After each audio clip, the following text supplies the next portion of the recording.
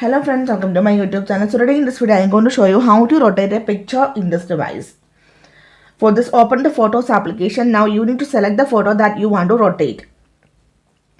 So simply here I am going to select this photo. Okay. After select the photo, tap on the edit button on the bottom tab.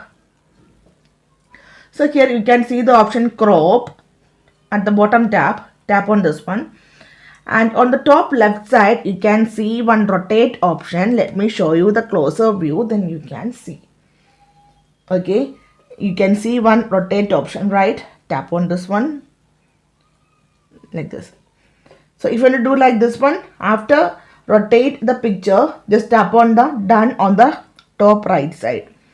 You can see the picture is successfully rotated. So simply in this way you can rotate the picture in this device. So hope you guys enjoyed this video. Thank you for watching. Thank you. Bye bye.